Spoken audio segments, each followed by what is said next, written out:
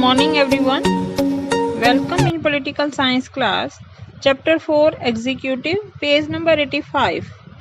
Discretionary powers of the president means कुछ विशेषाधिकार क्या है प्रेसिडेंट के. जो नॉर्मल पावर्स हैं, नॉमिनल पावर, उनके बारे में हमने ऑलरेडी रीड किया है. Now we discuss about the discretionary powers.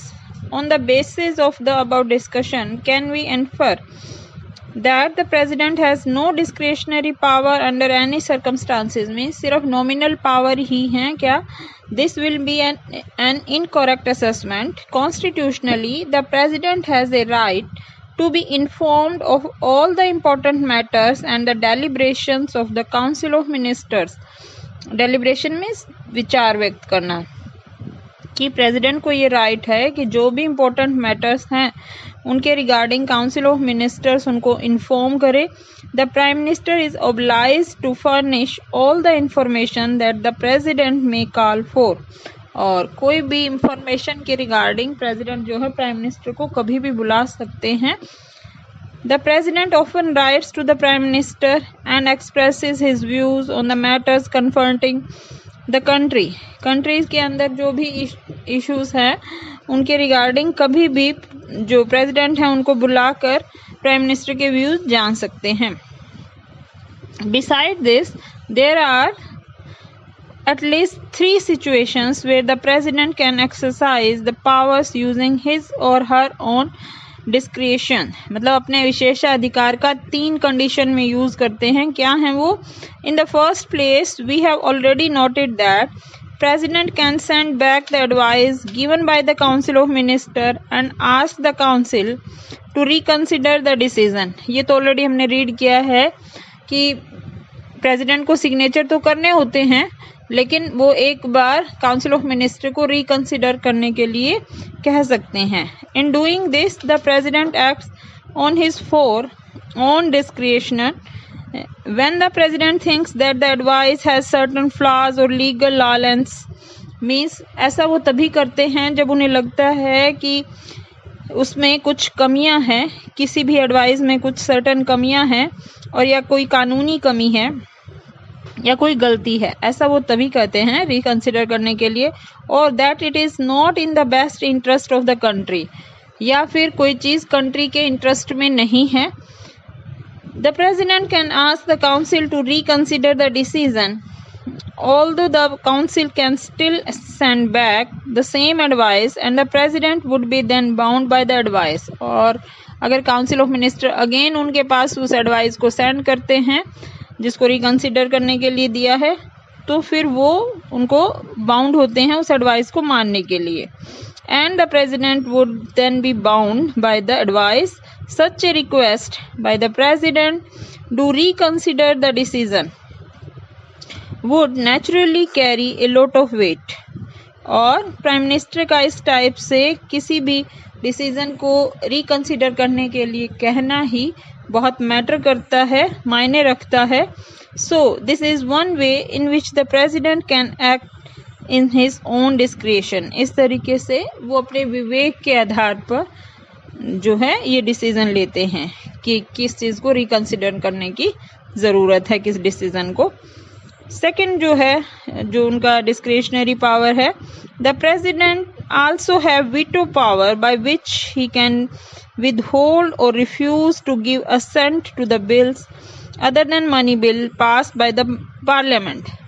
Money bill को तो जो है प्रेसिडेंट को असेंट करना ही होता है, लेकिन विदाउट मनी बिल जो बिल हैं, ऑर्डिनरी बिल्स हैं, उनको वो जो है बिना कंसेंट के बिना असेंट के भी वापस सेंड कर सकते हैं. Every bill passed by the parliament goes to the president for his assent before it becomes a law. Means दोनों हाउसेज में जब कोई बिल पास हो जाता है, लोकसभा और राज्यसभा में, तब उनको प्रेसिडेंट के सिग्नेचर के लिए या उनकी मंजूरी, उनके असेंट के लिए भेजा जाता है. The president can send the bill back to the parliament asking to reconsider the bill. अगर उन्हें ठीक नहीं लगता तो वो अगेन बिल को पार्लियामेंट के पास वापस सेंड कर सकते हैं for reconsidering. This veto power is limited because if the parliament passes the same bill again and send it back to the president, then the president has to give assent to that bill. और अगर parliament फिर से उस bill को भेजती है तो फिर उनको अपना उसके ऊपर असेंट देना होता है. However, there is no mention in the Constitution about the time limit within which the President must send the bill back for reconsideration. लेकिन कहीं भी कॉन्स्टिट्यूशन में इसके रिगार्डिंग कोई टाइम मेंशन नहीं है कि वो बिल को जो रिकंसिडरेशन के लिए दिया था उस बिल को प्रेसिडेंट कितना टाइम तक अपने पास रख सकते हैं. This means that the president can just keep the bill pending with him without any time limit. तो इसका साफ मीनिंग है कि बिना किसी टाइम लिमिट के वो बिल को अपने पास रख सकते हैं. This gives the president an informal power to use the veto in an effective manner. This is sometimes referred to as a pocket veto. और इस पावर को पॉकेट वेटो के नाम से जानते हैं. The third kind of discretion arise more out of the political circumstances. Formally, the president appoints the prime minister, normally in the parliamentary system. Prime minister को जो है प्रेसिडेंट अपॉइंट करते हैं.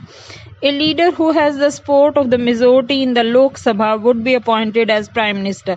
और जिस पॉलिटिकल पार्टी को लोकसभा में मेजोरिटी मिलती है और उसके लीडर को उनकी अपनी विश नहीं होती, मेजोरिटी पार्टी के लीडर को वो प्राइम मिनिस्टर अपॉइंट करते हैं. And the question of discretion would not arise. लेकिन यहाँ किसी विशेषाधिकार का प्रश्न नहीं है. But imagine a situation when after an election no leader has a clear majority in the Lok Sabha.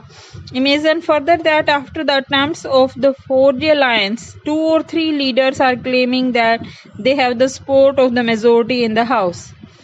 अगर इलेक्शन में किसी भी पार्टी को मेजोरिटी नहीं मिलती और अलग अलग पार्टी से 2 या 3 लीडर्स जो हैं अपना दावा पेश करते हैं प्राइम मिनिस्टर की मेजोरिटी उनके साथ है.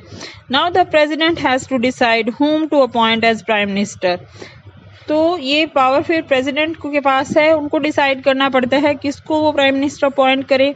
इन such a situation the president has to use his discretion in judging who really may have the support of majority or who can actually form and run the government. तो उनको अपने आप ये decide करना होता है कि कौन से लीडर जो हैं पार्टी को फॉर्म करने के बाद ठीक से सरकार चला पाएंगे या किसके पास मेजोरिटी किस लीडर के साथ है, ये उन्हें अपने आप अपनी खुद डिसाइड करना होता है. Since 1989, major political changes have considerably increased the importance of the presidential office. President post की जो एकदम से इम्पोर्टेंस बढ़ी, किस तरीके से. In the 4 parliamentary election held from 1989 to 1998, no single party और the coalition a majority in the Lok Sabha. तो 1989 से 1998 तक 4 जनरल इलेक्शन हुए. 89 में, 91 में, 96 and 98 2 bar mid term elections हुए और किसी भी एक सिंगल पार्टी या कोलिशन को जो है मेजोरिटी लोकसभा में नहीं मिली. These situation demanded the presidential intervention either in order to constitute the government or to grant a request for the discussion of Lok Sabha by a prime minister who could not prove majority in the house. तो अब prime minister जो president है उनकी duty होती है कि वो जो है गवर्नमेंट के रिगार्डिंग लोकसभा को डिसॉल्व करने की रिक्वेस्ट करें या फिर चूज करें जो कोई मेजोरिटी लोकसभा में किसी ऐसे पर्सन को चूज करें जो लोकसभा में मेजोरिटी प्रूव कर पाए. इट में thus be said the presidential discretion is related to the political condition. तो इस तरीके से हम कह सकते हैं कि प्रेसिडेंट के जो डिस्क्रिशनरी पावर्स हैं मीन्स विशेषाधिकार हैं वो पॉलिटिकल सिचुएशन पर डिपेंड करते हैं. There is a greater scope for the presidential assertiveness when the governments are not stable and coalition occupy the power. तो उस कंडीशन में प्रेसिडेंट की जो है रिस्पॉन्सिबिलिटी या पावर्स जो हैं वो बढ़ जाती हैं या एक ग्रेटर स्कोप होता है जब किसी भी पार्टी को जो है मेजोरिटी नहीं मिलती या कोलिशन जो है वो गवर्नमेंट ऑक्यूपाई करते हैं। For the most part, the president is a formal power holder and a ceremonial head of the nation.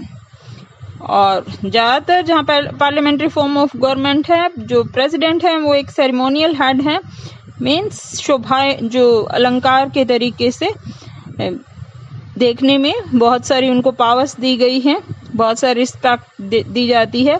You may wonder why then do we need a president. अब actual powers ही नहीं है तो president की need क्या होती है? In a parliamentary system the council of minister is depend on the support of the majority in the legislature. तो कोई भी कैबिनेट तब तक पावर में रह सकता है जब तक कि लेजिस्लेचर में जो है मेजोरिटी सपोर्ट उनको मिले।